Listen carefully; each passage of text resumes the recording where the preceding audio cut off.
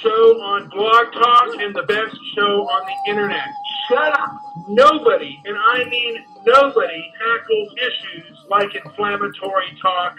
Shut up. And Mr. Midnight Movie. Shut up. And Jewish Producer. Hello, son. Shut up. We tackle the things that nobody tackles. Hello, son. The man's answers. Hello, son. Stop walking on eggshells. Shut up. Hello, son. Goofy Bone can get off his bloviated fat enchilada ass and start talking about La Raza. Hello, son. Jocking it, Pink Daddy Joe Pete, jocking it, Pink Daddy Joe Pete, whipping and skipping all day long. We're making a movie about white guilt. We're going to examine all these facts. Shut up. The civil rights movement today basically protects criminals. Okay, stop interrupting me. We're making a movie about white guilt. Okay, stop interrupting me. Shut up. We're making a movie about white guilt. Done in a beautiful fashion. The documentary, at the same time, both prose and poetry. It's not the noble movement that it was. I'm above you on all these issues. I've been to the military. I have served in the capacity to protect your rights to bloviate. To protect your rights to bloviate. Who are you to tell me what my style is, you meth addict? I've been to the military. How do you know I'm a meth addict? I'm above you on all these issues. How do you know I'm a meth addict? You haven't served in the military. In fact, you wouldn't be fit for the military. I'm a racist, and I don't consider myself an especially evil person. What's this got to do with the price of rice in China? Well, I'm just telling you, I'm a better man than you are. You're a narcissist. We've established that. Okay, stop interrupting me. You could not defend the very rights you enjoy. You are the ultimate invalid. I'm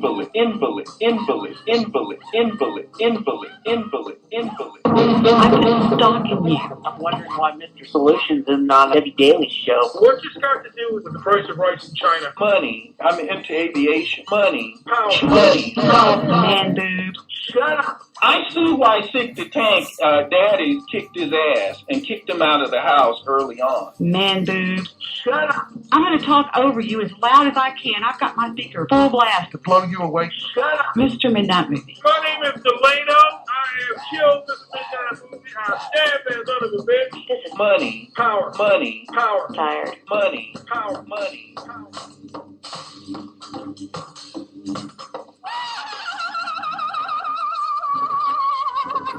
Oh, right. Yes. Whew. Sometimes it's hard to be stoic calm after that song. Mr. Yes. Solution gets my blood boiling.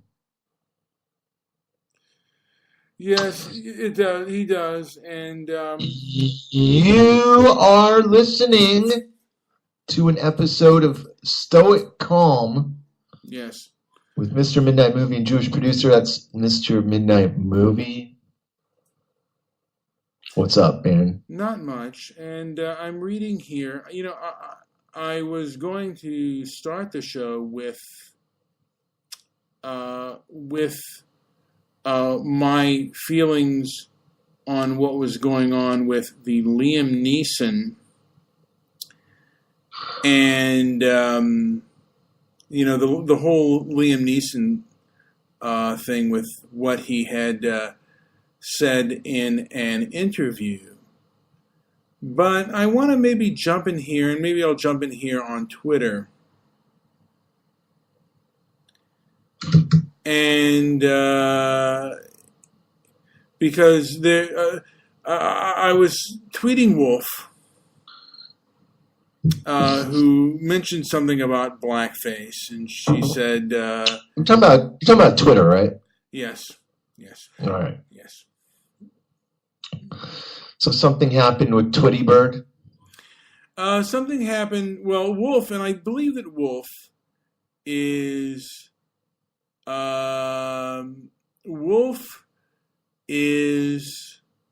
she's a bit of a social justice warrior. Maybe, yeah. I mean, she definitely is a social justice warrior. And I was just kind of asking her. It doesn't show the thread of my tweets. I guess I can go to my tweets and I can go to whom I've tweeted to. But she stated something like to the effect of blacks.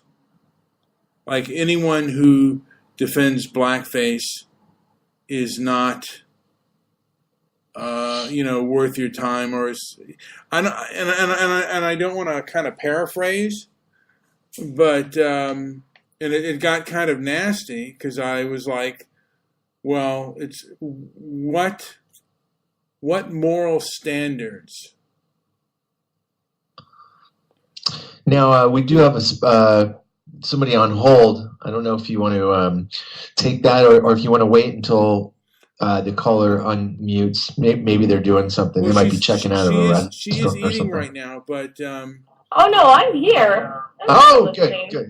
Good. I wasn't sure if you were on hold or if... Okay, never mind. Naturally, I was going to let you guys introduce your show. Yeah. Very rare. Very Some people rare. don't. Very rare. But let me add that she said, you don't have the background on this post, and yet you want to debate me for some reason. It's my freedom of speech to speak out when I'm disgusted by something. It's not my job to decide, not my job nor place to decide punishment. Let the victim decide. And I said, who decides who is the victim? And she said, wow, that is an ignorant statement. The victim is a victim. No one decides on that. Get off my page. And Melissa then has chimed in. Sometimes it seems if you're asking questions on Twitter, which can easily be taken out of context, could be taken out of context, and could very well open someone up to becoming a target of some kind or another. Now, we all know that social media can be dangerous territory. Perhaps you could choose to have these kinds of debates on your show instead. Invite people to call in and respond to the topic. So, is this someone who listens to your show? You know what? I don't really know whether or not they listen to my show or not. She did. Now, did you link Melissa? Is that how she saw that, or did she just see that? I asked a question. Oh. And then I was told to get off the page. No, but Melissa, how did she see that? Well, Melissa is friends, I believe, with Wolf. I don't know how they know each other, but yeah, I mean,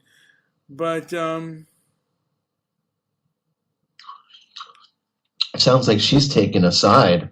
Well, I don't know if she's taking a side. She's more or less asking me about my tact. Yeah, but why would she ask? I don't think she would question your tact if she had not kind of already made up her mind, in my opinion. I might be wrong. You know what, though? On this one, I got to say... And you have no tact, so that could just very well be. Yes. Yeah, you're right. And you know Would you agree, Liz? Do you think Mr. Midnight Movie lacks tact? Or has a surplus tact? No. I think that I would not say you have surplus in tact. Oh. I think that is inaccurate. Okay. So, but I don't think you lack tact completely, mostly. Okay. He's genuine. I think Mr. Midnight Movie is genuine and hearted. He means well. And you know what? I found something interesting by going to Las Vegas with Mr. Midnight Movie, and I got to meet a lot of his family members. And you know what I found out, Liz? What? That some of his relatives were mortally horrified by some of the questions that Mr. Midnight Movie had asked them when they were very young children. No, No way. Yes. So it's not. This isn't like a social network thing. This is something that, these are questions that Mr. Midnight Movie has had in his head for a very, very long time. Wait a minute, though. What kind of questions? Well, what I was. Okay, tell her and the real deal. And the person is about maybe 1 year younger. She was born in 84. I think you were born in, well, never mind. But she was, I don't know, but she is. Are you talking about the bride right now, bride, or yes. The bride? Okay, we went there, and this is the bride, and she's your cousin, or? Right? Yeah, she's my cousin, and I just asked her. I said, "How old were you? How old were you?" I think I was about. I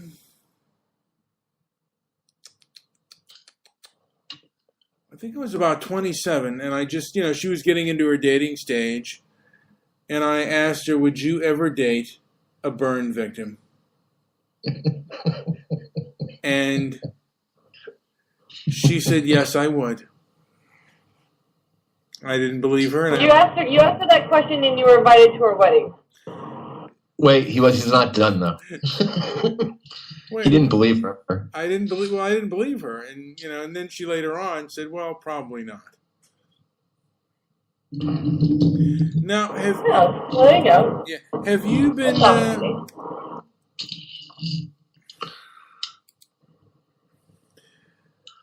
Have you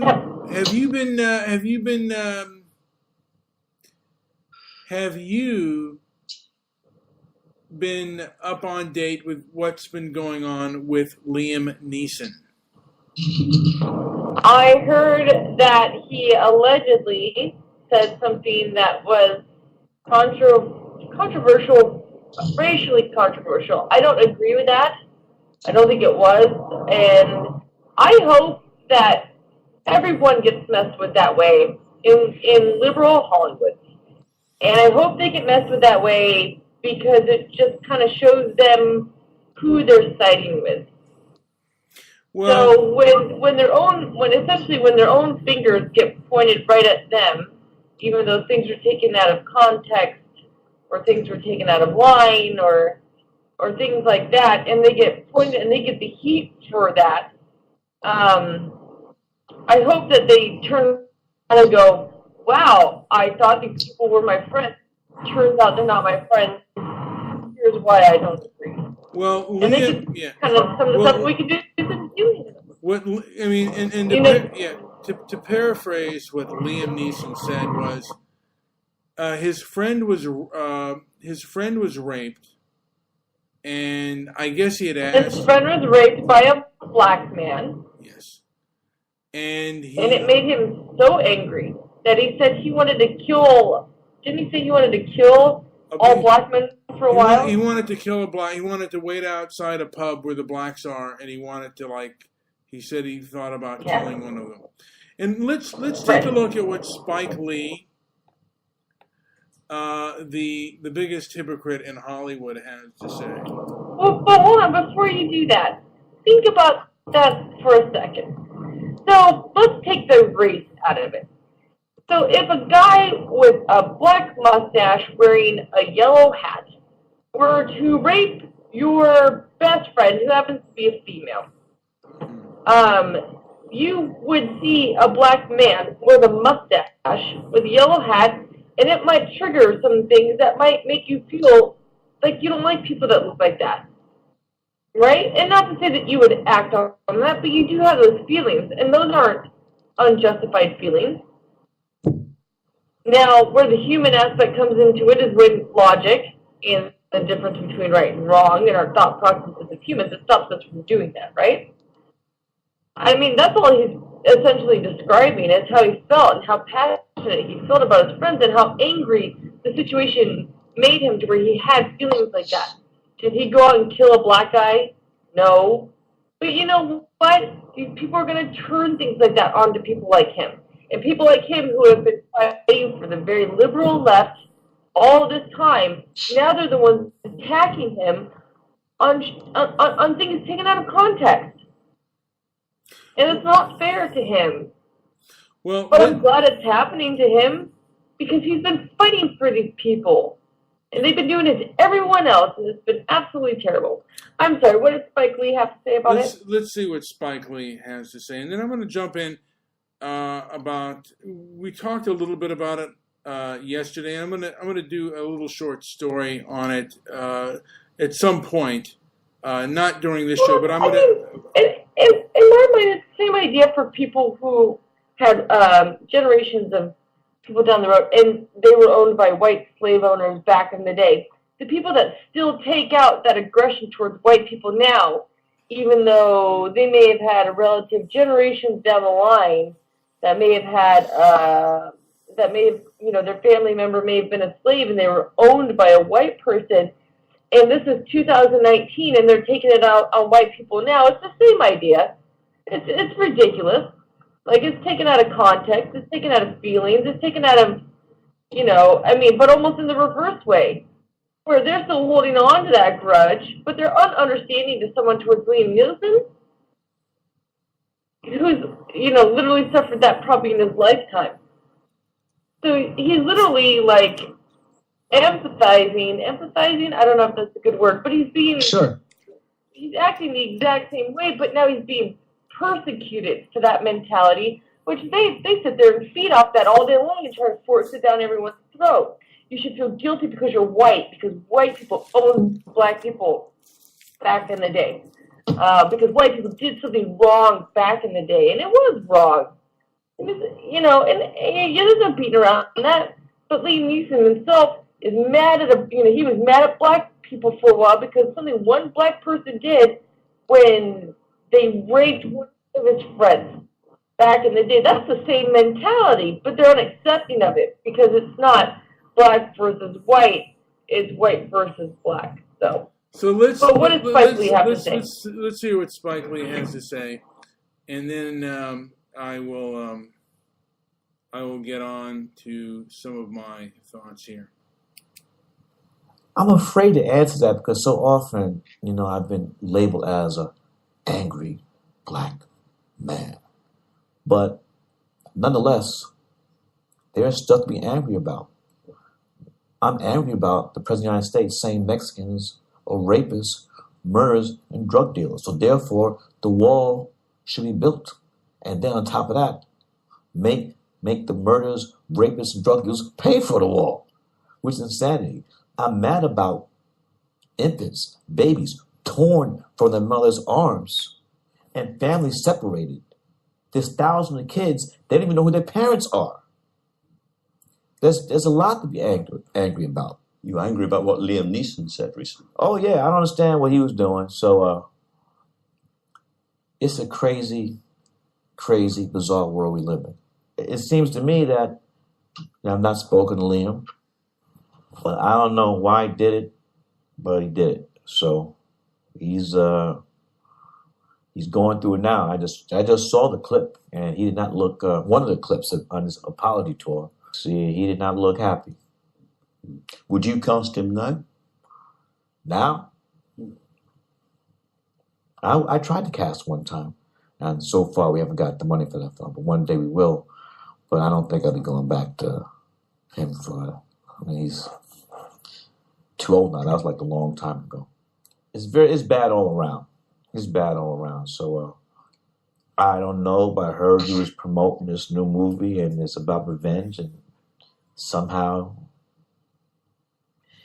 I know he's Catholic. Was this a form of a confession? I don't know. You have to ask him. Gary Young, who's one of our most prominent black journalists in this country, wrote of the Liam Neeson case. He said, what this really shows is that for a lot of white people, black men in particular, are still not quite human. People have to understand history. The Ku Klux Klan was formed to save white Southern womanhood. To save, did you look at the clips from Theodore Griffin's Birth of a Nation? A white woman jumps off a cliff to her death rather be touched by a beast. Who knows how many innocent black men have been murdered, castrated, lynched, or hung, or spent time in jail only because a white woman said that black man raped her. So you set alight the Bernie Sanders campaign on one occasion, and then, of course, the Democrats were divided, and Hillary ran and didn't win. They're divided now. How many people are running for president now? I was going to ask you your view of what kind of candidate can take on Donald Trump now, do you think, and win in the future? I think that it's going to have to be a young person, a fairly young person, one who's inclusive. Why can't I understand him?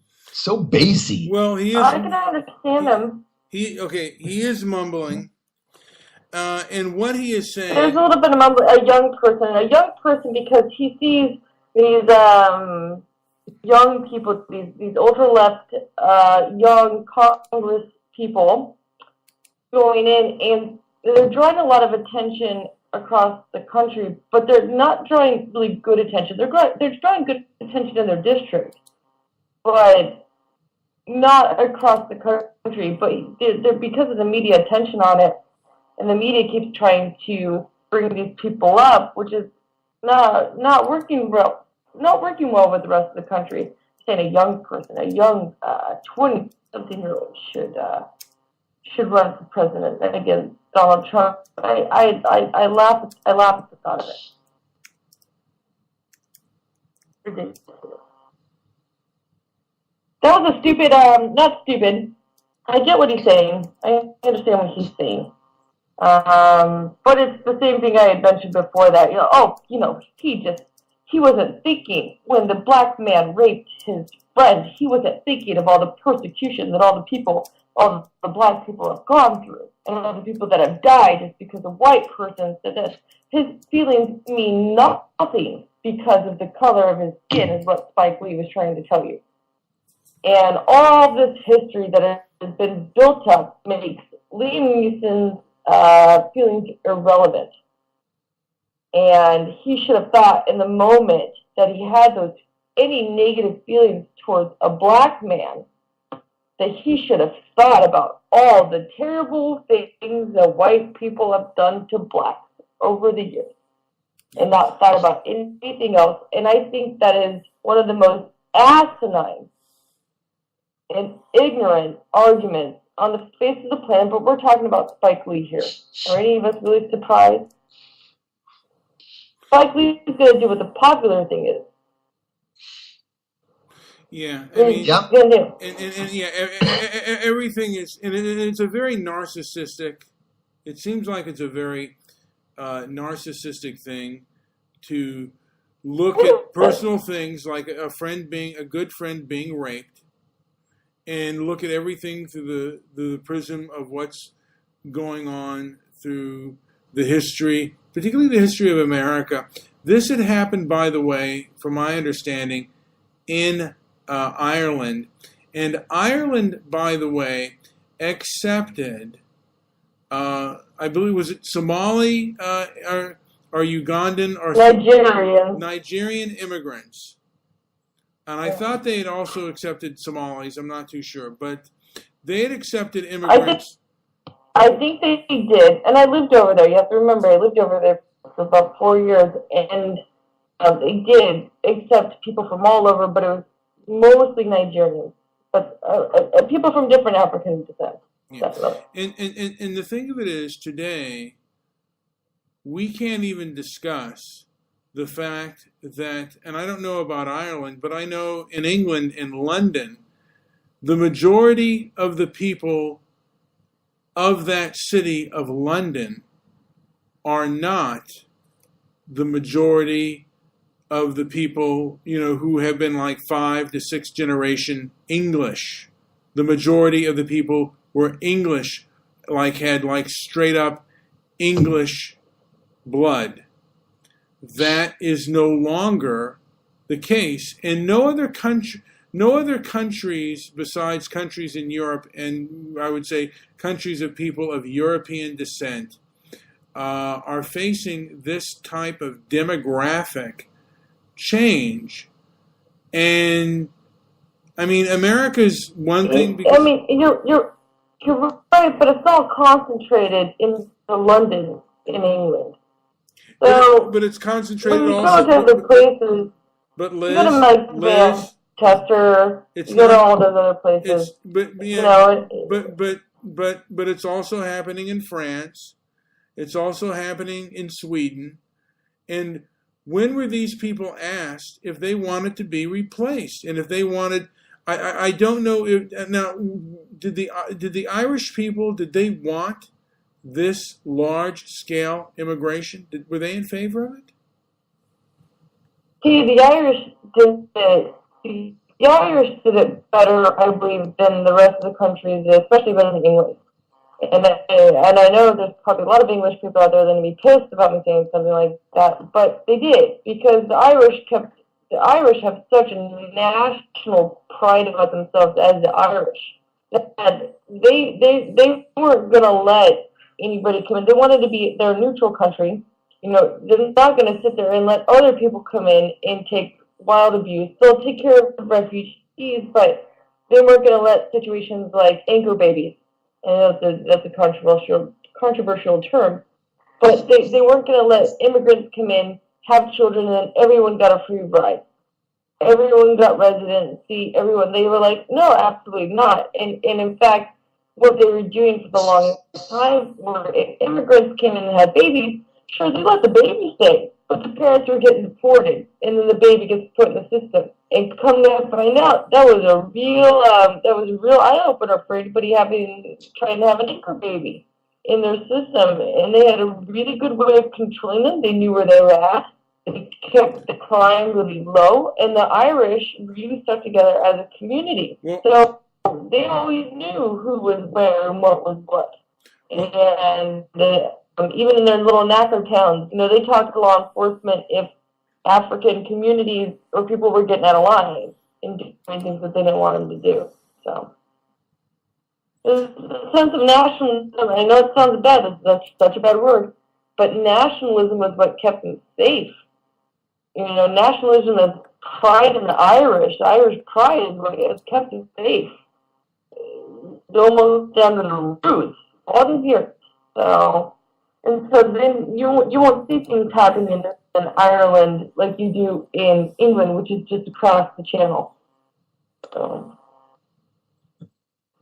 Now this is what Trevor Noah. I also I'll mention my let's go into what Trevor Noah has said. Liam Neeson's racist confession between the scenes in The Daily Show.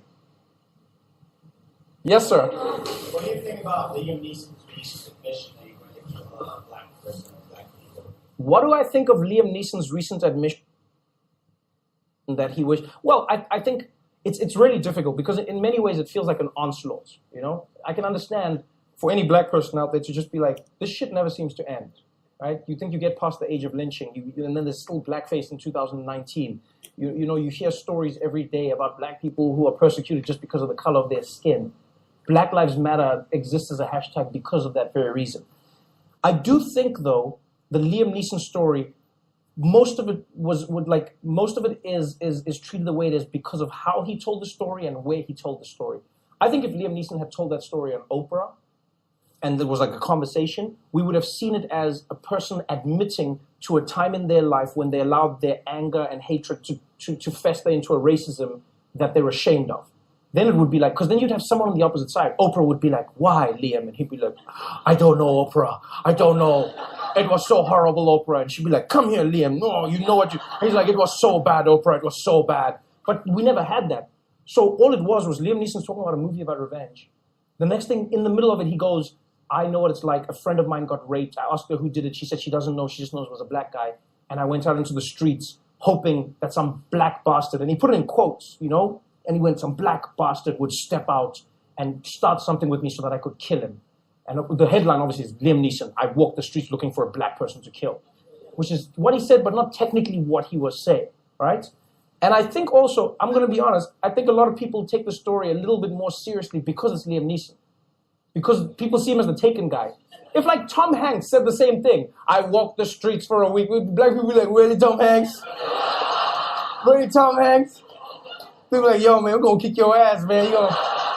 We're going to Bubba Gump your ass, Tom. Like, like I think part of it is that it's like people. So it has a certain weight that it wouldn't have if it weren't for Liam Neeson.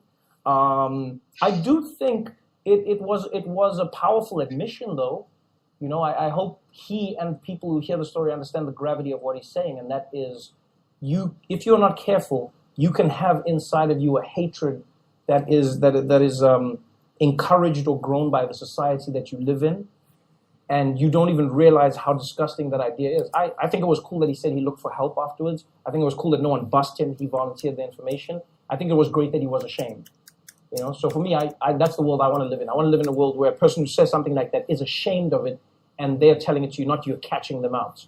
You know, on the other hand, I hope he understands, because I saw him afterwards saying, I'm not racist. I'm not racist at all. It wasn't racism. Like, no. I understand why you would say that, but it is racist. That is racism that you have. The fact that you think you could just go out and kill a black man, and you're going to kill any black man for what a black man might have done, is a form of racism, because you're going, the whole race should be condemned.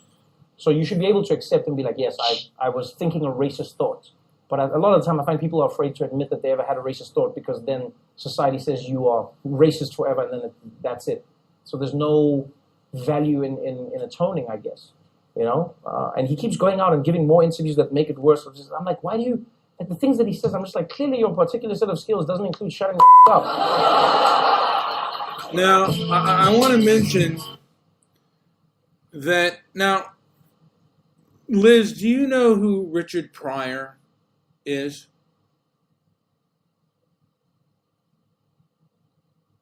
Do I know who Richard Pryor is? Okay. I do. Yes. All right. Oh, thank God. We never know, because well, you know, a like lot of the young people don't know who he is anymore. Well, those young people suck. And I know who Pryor is. Okay. Nice. Okay. All right. Now. All right. Now. All right. Okay. All right. Cool. Yeah. Did you know? He lived in Northridge. He lived real close to where I live.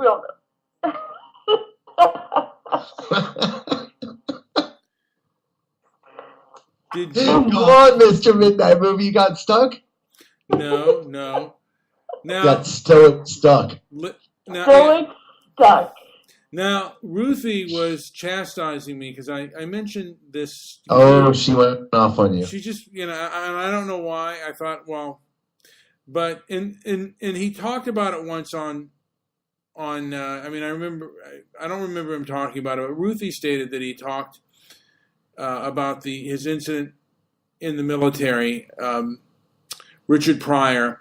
You know, Richard Pryor spent the majority of his military career, I think it's 2 to 3 years, in a military prison because him and a group of other black soldiers beat and stabbed a fellow white soldier. Now, all of the interviews seem to have been scrubbed from YouTube. There is an article in which they talk about the incident, but I have not seen anything, and if anyone can find me something where Richard Pryor talks about his time in the military and the assault that he perpetrated on the white soldier. From my understanding, it was during or after the film Imitations of Life, and they felt that the guy showed too much of a curiosity, and that angered the fellow black soldiers, and he was beaten up and stabbed. Liz, did you know this?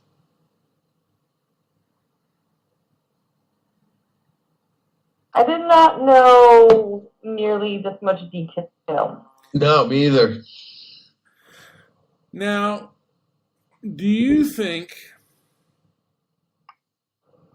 had he been around today, being the black man that he is, and by the way, Spike Lee... Didn't he portray Leroy Brown, too? I'm not sure. Mr. Pryor Leroy Brown? No. Anyway, go on. I don't think so, but I'll have to look it up. I don't think so. I might be wrong. I thought he was. Now, Spike Lee,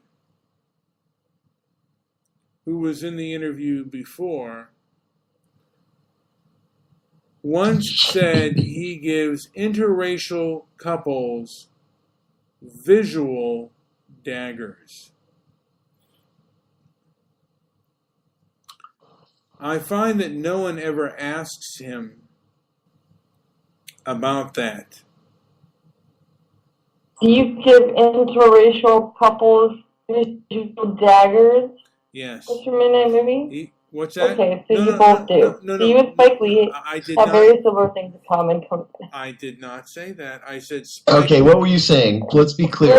Was I mumble mouthing? Was I mumble? You were on your mic a little bit too much. Just back up a little bit and you're fine. Sorry. You were a little mumble mouthed, yeah.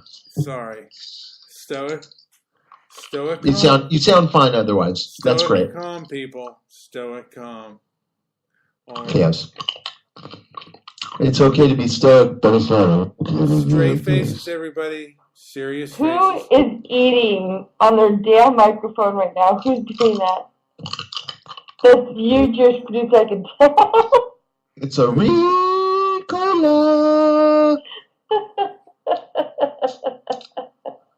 Yes. All right, I'll take it out, but damn, those are good.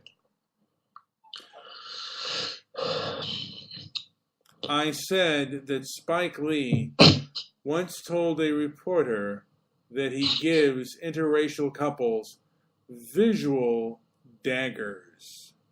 Boom. Yes.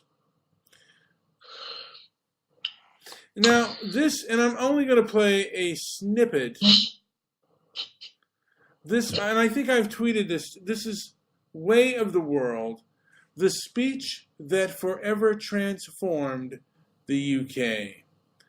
And I've been accused that this man who has this YouTube channel promotes white supremacy. Oops. Man. You are talking about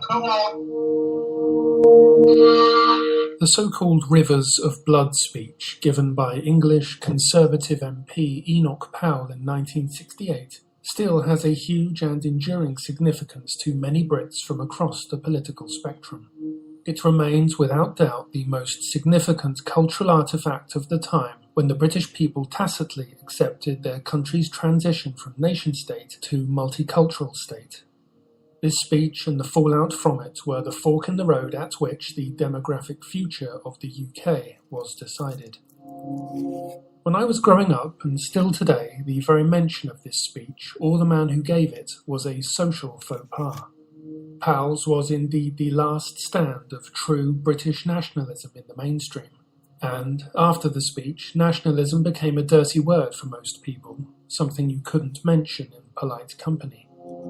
Whatever the future holds for the British people and for the West in general, this speech will remain a historic landmark. I now present to you the speech. The supreme function of statesmanship is to provide against preventable evils.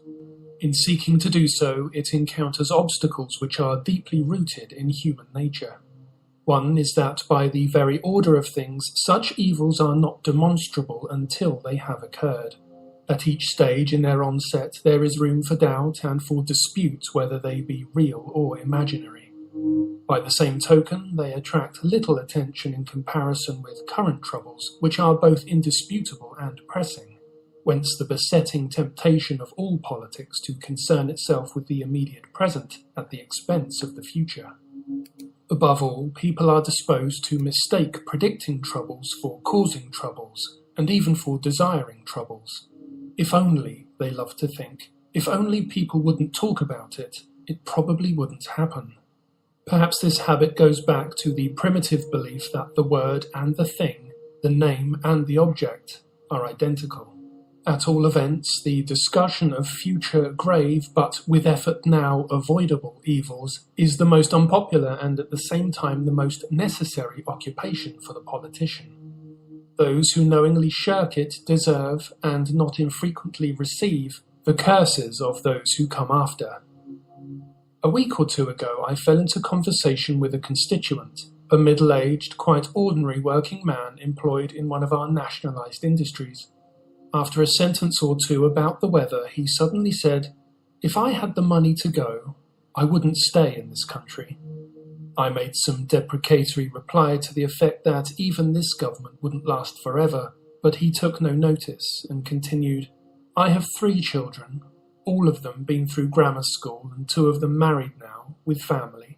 I shan't be satisfied till I have seen them all settled overseas. In this country, in 15 or 20 years' time, the black man will have the whip hand over the white man." I can already hear the chorus of execration. How dare I say such a horrible thing? How dare I stir up trouble and inflame feelings by repeating such a conversation? The answer is that I do not have the right not to do so. Here is a decent, ordinary fellow Englishman who in broad daylight in my own town says to me, his Member of Parliament, that his country will not be worth living in for his children. I simply do not have the right to shrug my shoulders and think about something else. What he is saying, thousands and hundreds of thousands are saying and thinking. Not throughout Great Britain, perhaps, but in the areas that are already undergoing the total transformation to which there is no parallel in 1,000 years of English history. In 15 to 20 years, on present trends, there will be in this country 3.5 million Commonwealth immigrants and their descendants. That is not my figure. That is the official figure given to Parliament by the spokesman of the Registrar General's office.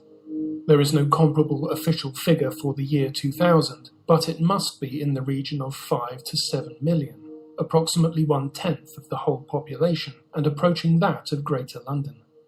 Of course, it will not be evenly distributed from Margate to Aberystwyth and from Penzance to Aberdeen. Whole areas, towns, and parts of towns across England will be occupied by sections of the immigrant and immigrant-descended population. As time goes on, the proportion of this total who are immigrant descendants, those born in England, who arrived here by exactly the same route as the rest of us, will rapidly increase. Already by 1985, the native-born would constitute the majority. It is this fact which creates the extreme urgency of action now, of just that kind of action which is hardest for politicians to take. Action where the difficulties lie in the present, but the evils to be prevented or minimized lie several parliaments ahead. The natural and rational first question with a nation confronted by such a prospect is to ask, how can its dimensions be reduced? Granted it be not wholly preventable, can it be limited? Bearing in mind that numbers are of the essence, the significance and consequences of an alien element introduced into a country or population are profoundly different according to whether that element is 1% or 10%. Any thoughts? Yes. That was the most boring shit I've ever heard. You really took Stoic calm to a new level. I mean, it's like you went searching for, like, what would everybody on earth hate to listen to right now on my show? And then you found that. You did that. You found it. You found. Congrats. You were successful in that. You should play a fart noise. That would have at least kept people listening. I could have been a defender of the free ear, but I let that opportunity slip. Now that's okay. We have so what did King I think Edward, of that? King Edward Undead. What did he say? What was he talking about? Money. Honestly, he lost me after a minute. Jesus, I think he's profound, but I guess. Who is it, first of all? I don't know who the person. Well, he was talking about Enoch Powell. Anyone here familiar with Enoch Powell? Enoch Powell. How about Yeah. how about the EDL? Well, hold on. Why would we know Enoch Bud Powell? What is he? Why would we know? Who is he? Is he just some philosopher? He was a British politician, and I honestly don't. I mean, I know of him. Rivers of Blood, yes. Never heard of him. Yes, but he was railing against immigration in England, and I mean that's what he's most famous for, is the Rivers of Blood speech. So, and the people who have kind of, I guess, and unfortunately, I don't know if he would have accepted them, but the people who have taken on his mantle, I guess, isn't the EDL, but is the Now, who are the EDL? The English Defense League, Tommy Robinson. They're the electric dancing something. No, the English, electronic dance music. The English Defense League. Oh, yes. So, other than it being boring, did anybody get any sort of substance? Yes, I did. I did. I went to Internet Somalia and found out that Darren's on heroin. Oh, thank you, Homer Bouvier. The BNP. Liz, now, That's the BNP. When you were in Ireland, did you ever come across, because, I mean, well, did you ever come across the BNP or hear about the BNP? BNP. The British Nationalist Party. No. I was in Southern Ireland, though. That probably would have been closer to the Northern Ireland part.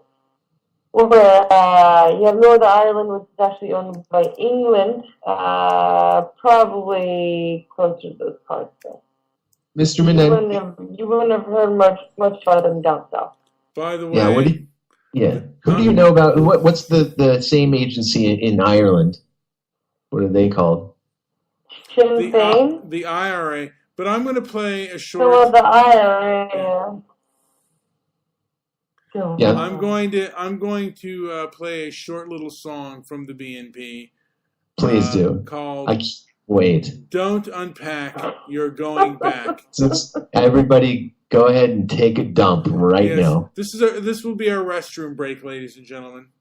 Yes, please go Are smoke. you going to go poop right now? Everybody's going to go poop. It's a restroom break. This is Stoic. How long is this song? How long is this? It is 3 minutes. Oh, thank God. I'm going to take a big dump. No. Shh, quiet. Stoic calm. Stoic calm. But I am going to create the most stoic log of all time. All right. Liz, I want you to listen to this song and give your honest opinion on it, please. Thank you. Okay. Turn it down just a tad.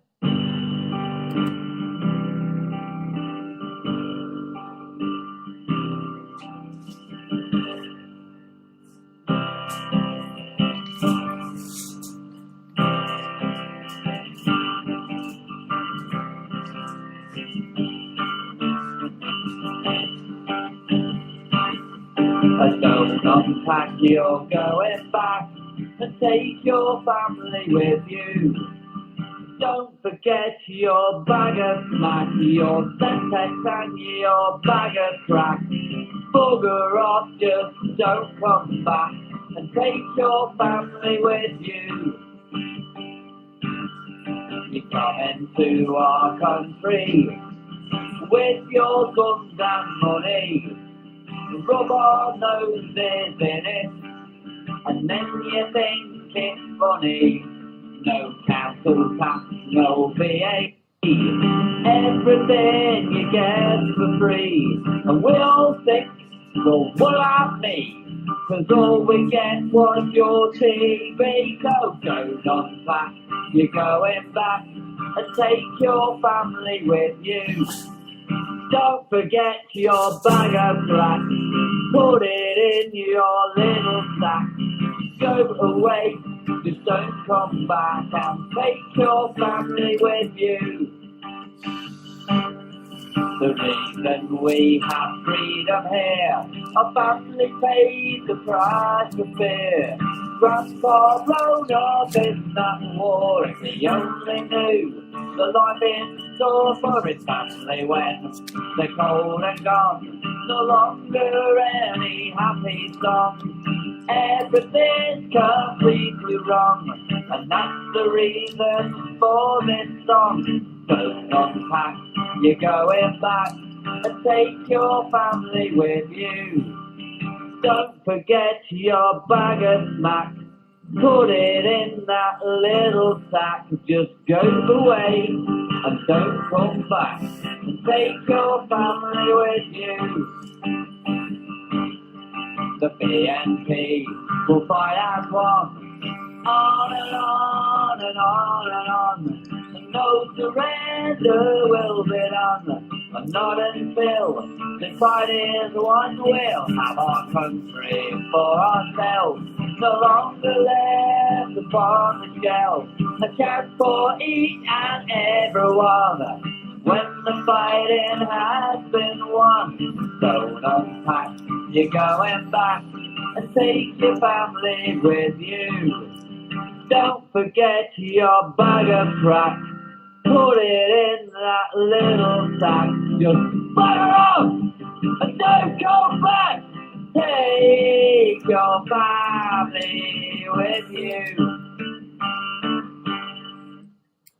Let me add, I think that Jimmy Lethal has some competition across the pond. Would you agree, Liz? What do you mean competition across the pond? Like how? Well, Jimmy is a singer, and whoever wrote this song is also a singer and a songwriter. And I think Jimmy has written a few songs before. He has written a few songs before. Jimmy does actually a very decent job. Have you heard anything he's put out there?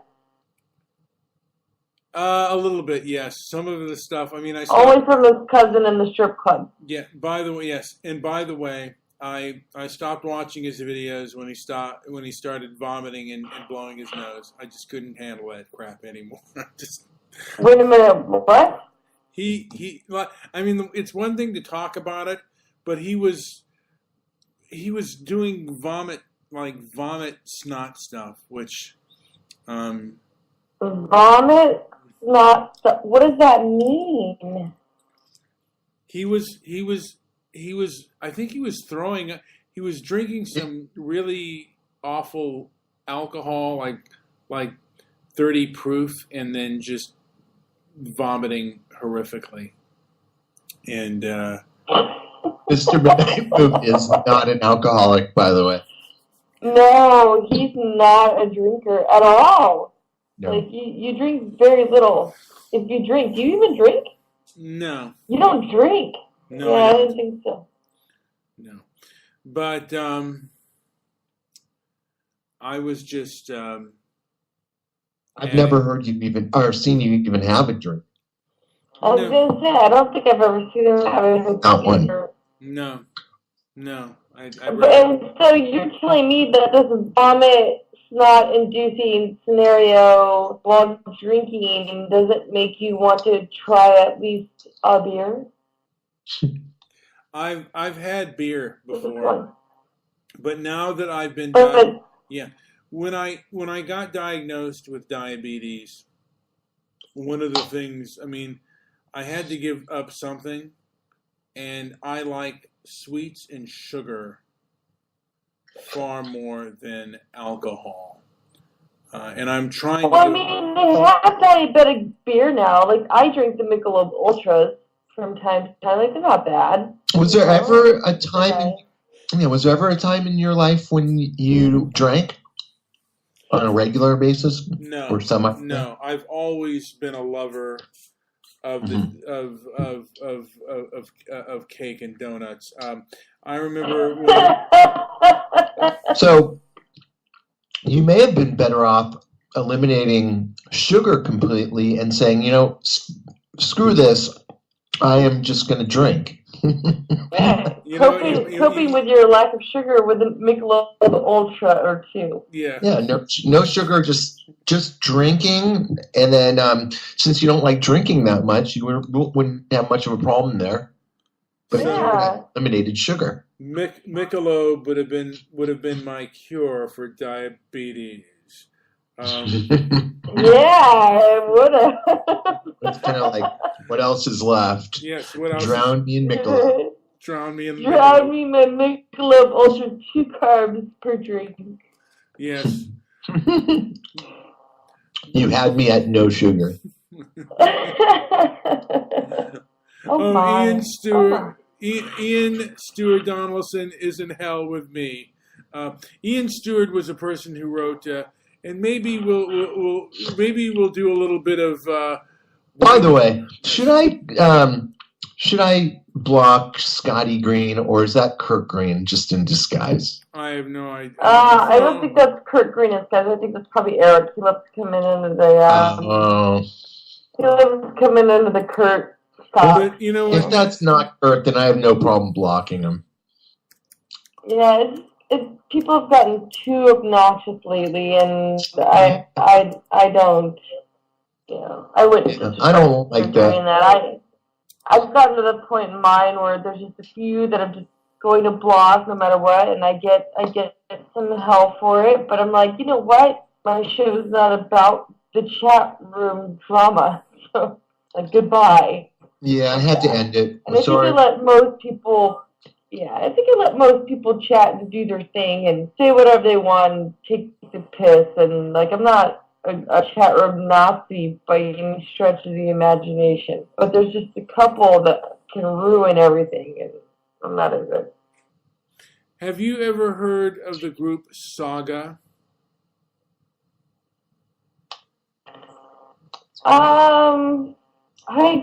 It sounds familiar, but I couldn't tell you yes off the top of my head. Now, this is a very controversial song. I'm going to play one more song, not for another restaurant. I hope it's not a British guy singing to a ukulele or something, because that's going to kill me. No, this is actually. Let me see here. All right, I'm going to. Can you see my screen? Yes. Liz? Yes. Yes, I can. Liz?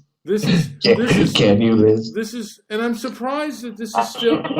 Yeah. By the way, I'm surprised that this is still up on YouTube, because they've taken down quite a few white power songs, and this is just to get a response to it.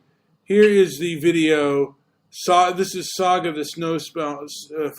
This is originally from Ian Stewart, from Screwdriver. I don't know why I'm laughing at that. Anyway, let us play the song. And I want to get Liz's. I think JP has already heard this song, but I want to get Liz's thoughts on this song. Yeah, play it for me, baby.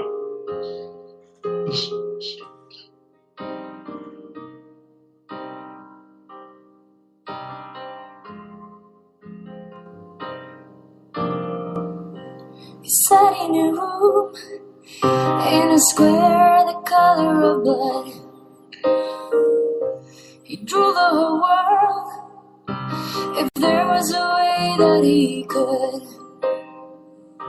He'd sit and he'd stare at the minarets on top of the towers, for he was the beast as he hatched his new plans to gain power. And the snow fell, covering the dreams and ideals. And the snow fell, freezing the blood and the wheels. And the snow fell, they had to keep warm for survival. And the snow fell, and defeated the beast's only rival.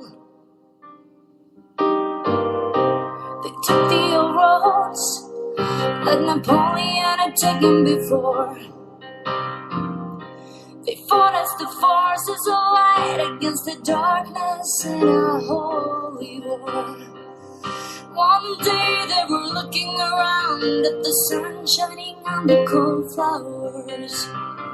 The next day they were freezing to death in the snow and the ice cold showers, and the snow fell, covering the dreams and ideals, and the snow fell, freezing the blood and the wheels, and the snow fell. What's that? Did I just see someone taking a dump in the snow on this video? Yes, you did.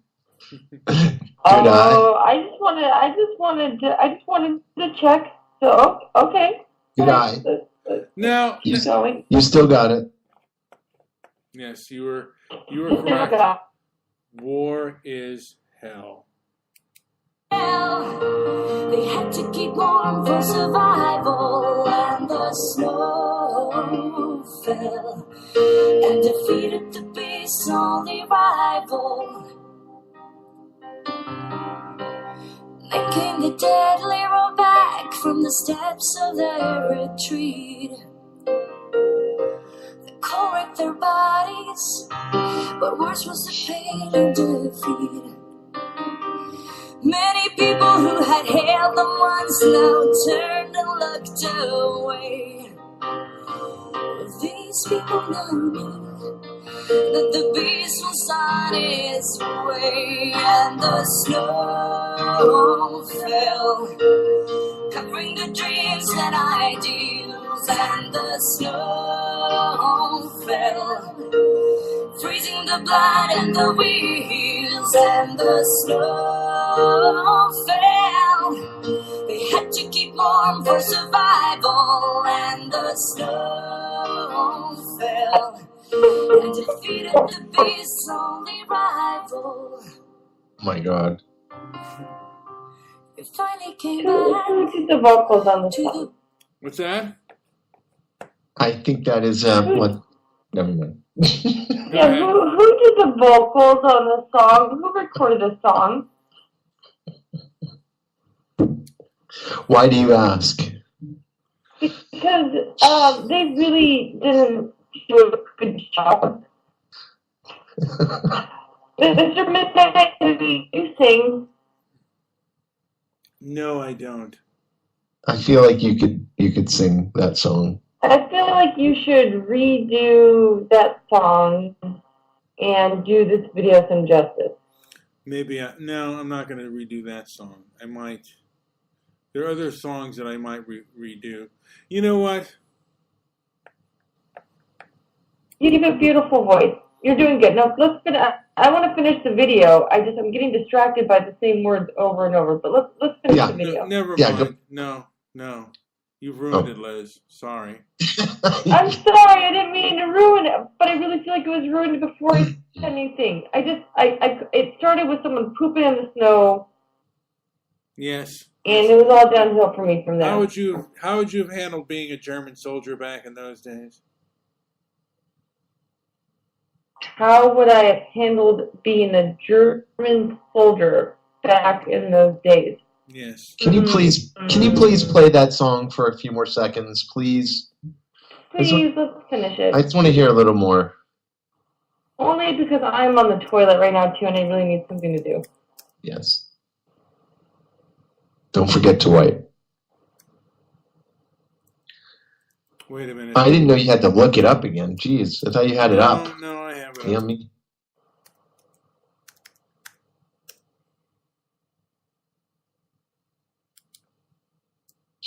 I want to. Now I remember this guy.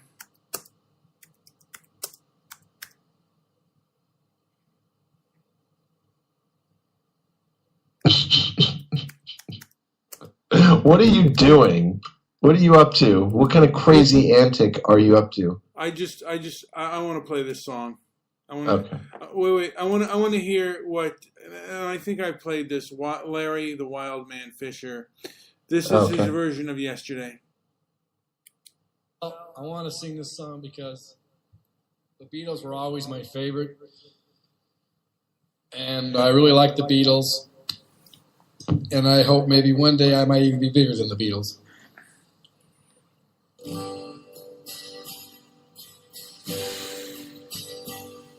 Yesterday,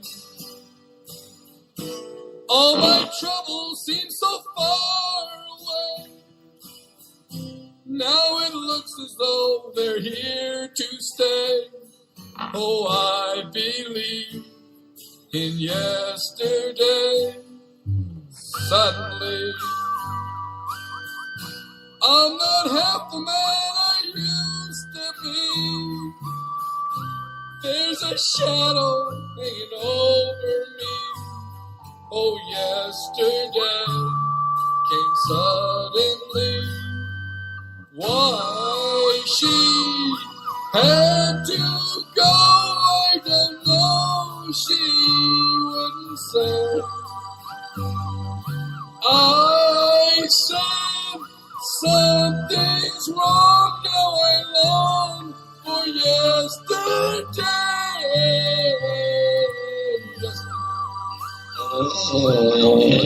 Love was such an easy game to play. Now I need a place to hide away. Oh, I believe in yesterday. In yesterday. Now, you know, Larry Wildman Fisher was a tribesman. And, yes. I'm going to play another song of his. Have you heard of him before, Lizzie? I have not. No, this is this is a Beach Boy song. I love the Beach Boys. I do know who they are. Yeah. But this is Larry singing it.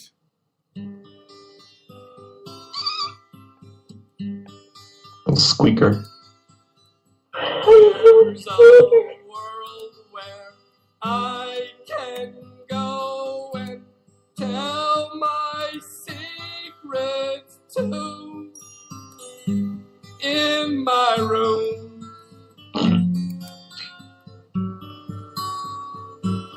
In my room.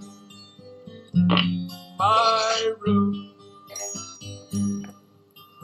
In this world I block out all my worries and my fears. In my room. In my room. In my room. Do my sighing and my crying, lie awake and pray. Do my dreaming and my scheming, laugh at yesterday. Now it's dark and I'm alone, but I won't be alone in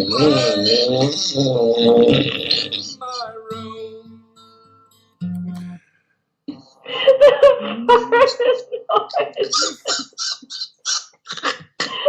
Oh my God.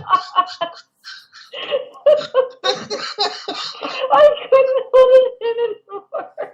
The fart noises are just the greatest to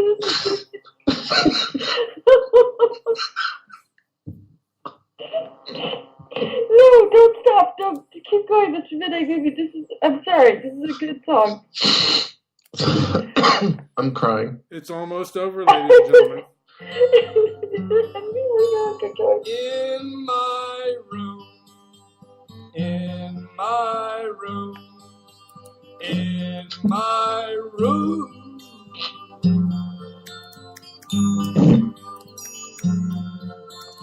in my room.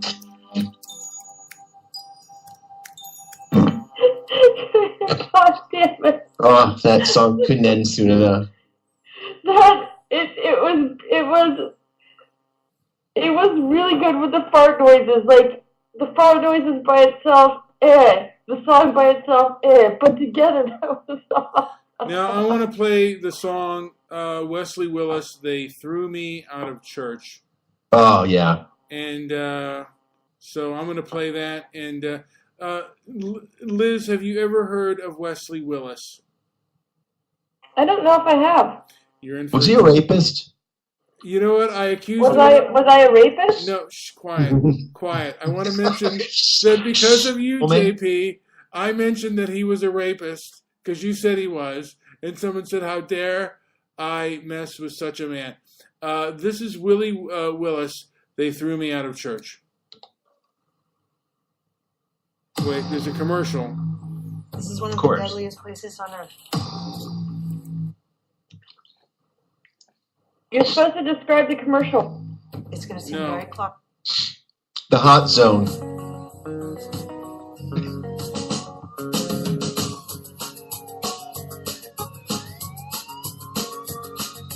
Once upon a time, I was cursing in Daniel's chapel and beside church.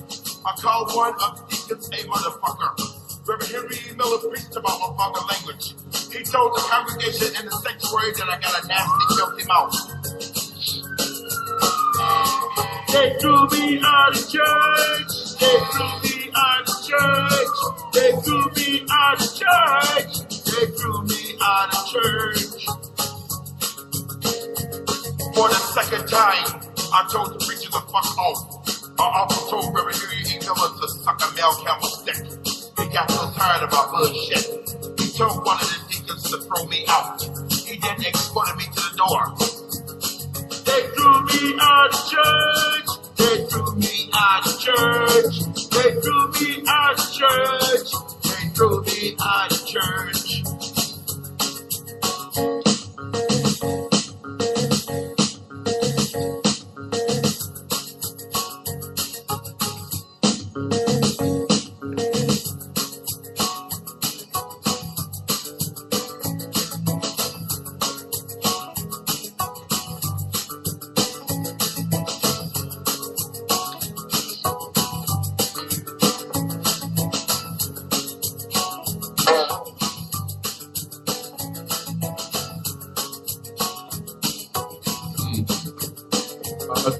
Intentionally changing? I can't tell.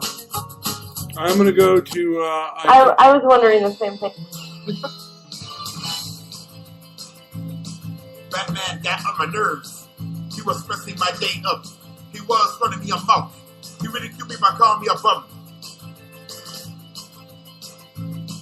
I wear Batman's ass. I wear Batman's ass. I wear Batman's ass.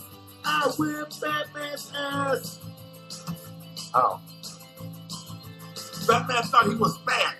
He was a real stupid jerk. He was a real asshole. He got knocked to the floor by me. I wear Batman's ass. I wear Batman's ass. I wear Batman's ass. I wear Batman's ass. Yeah, that's pretty bad. Yeah.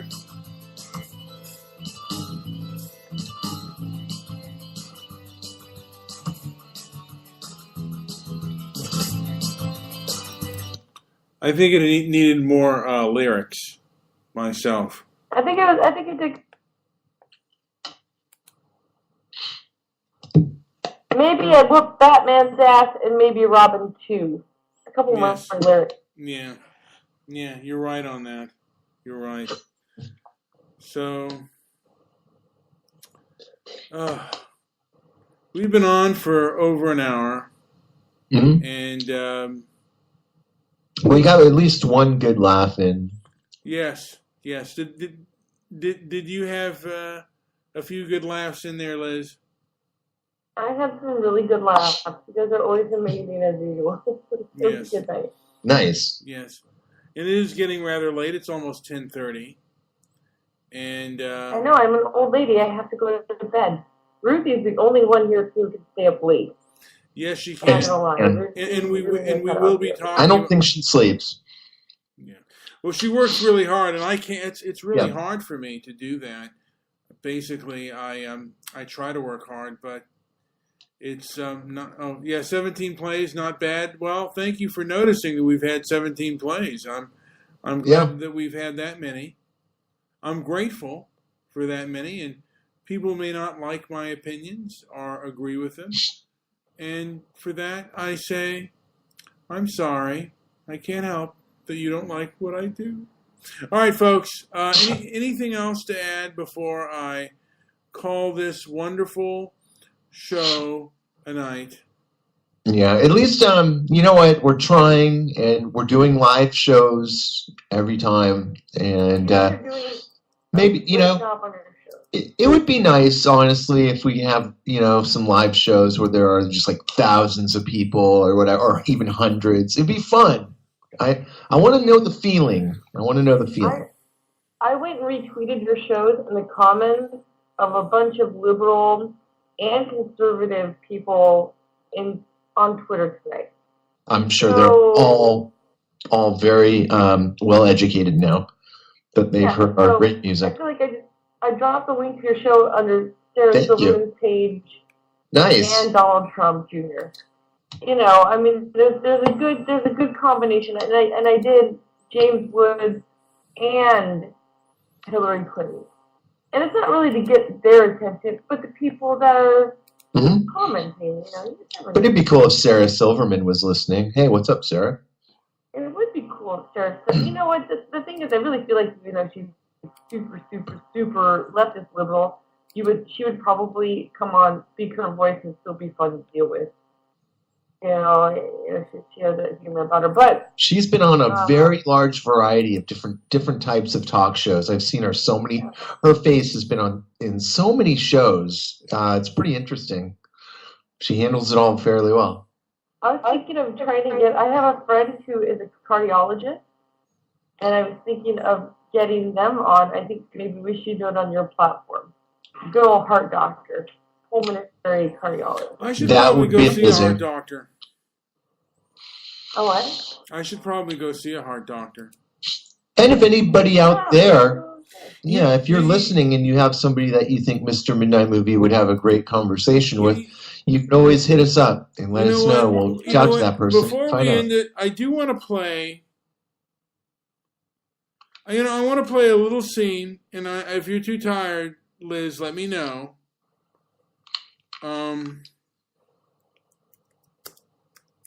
Ricola. What? So you're going to play a clip from a film, I take it? From the TV show, All in the Family. Oh, yeah.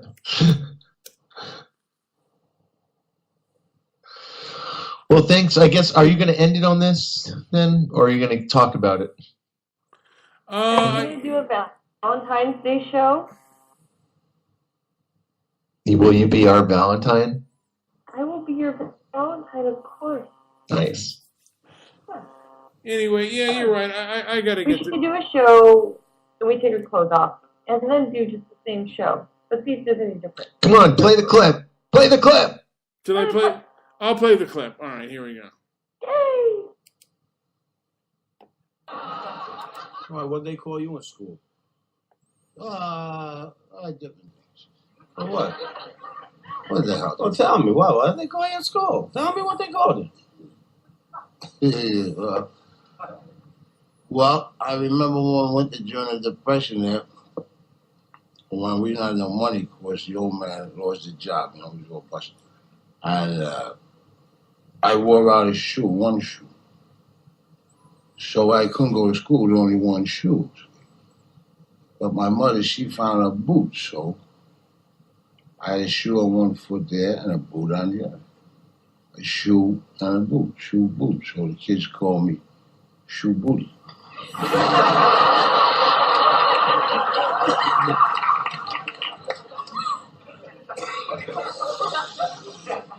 Yeah, I used to holler, Shoe Booty, huh?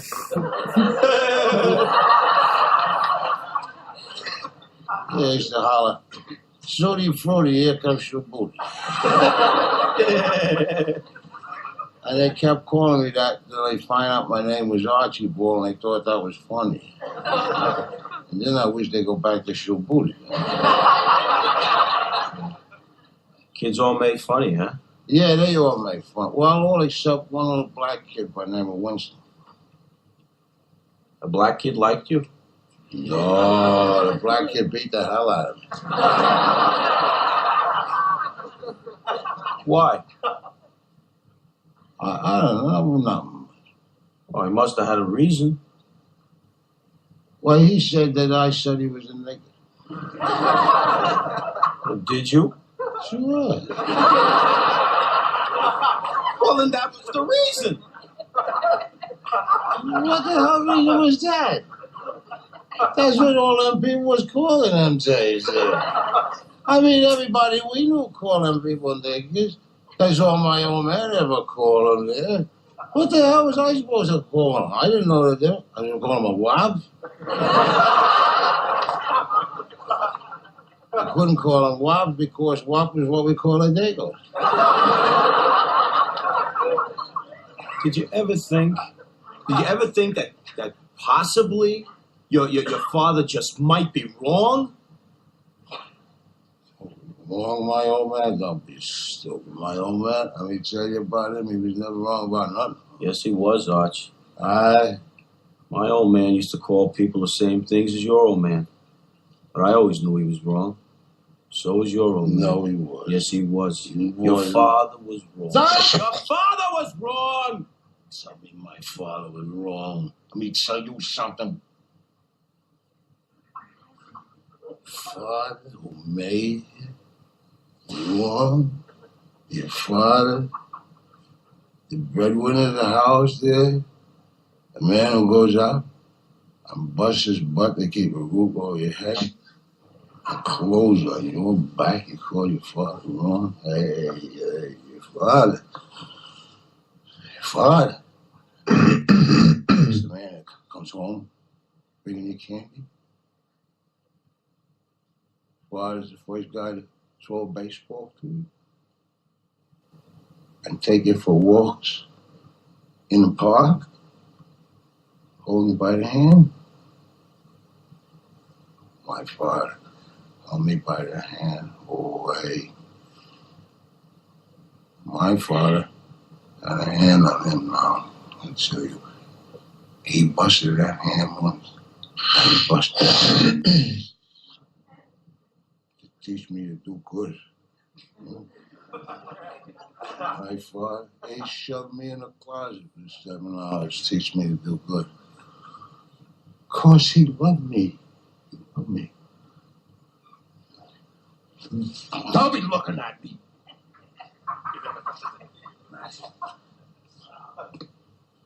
Yeah.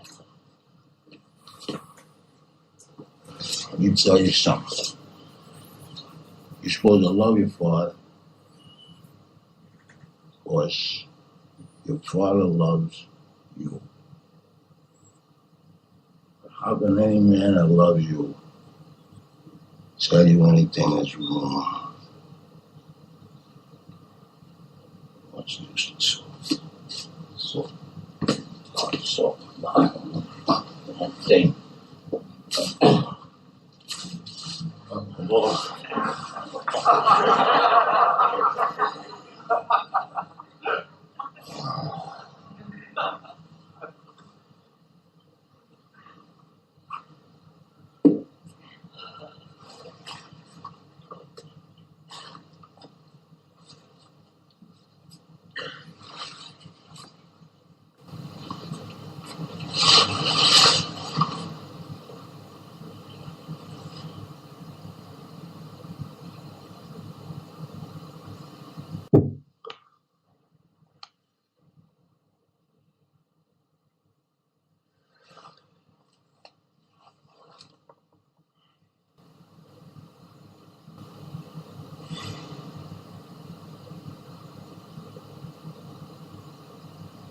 Good night, Shaboody.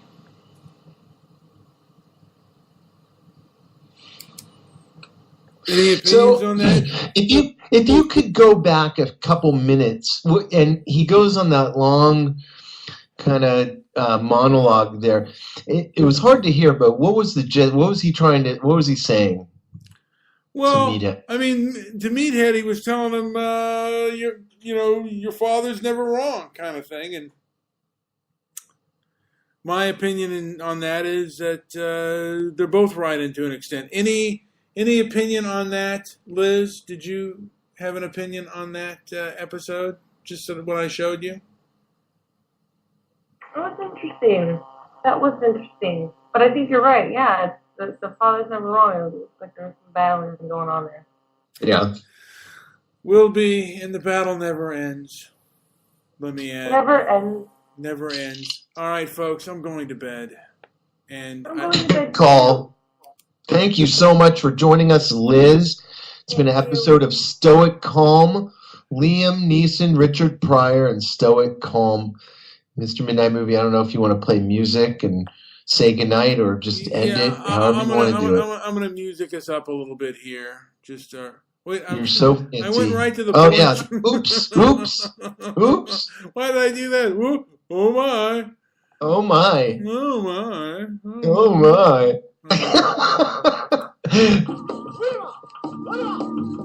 Join us again and spread the word. This is the best show on Blog Talk and the best show on the internet.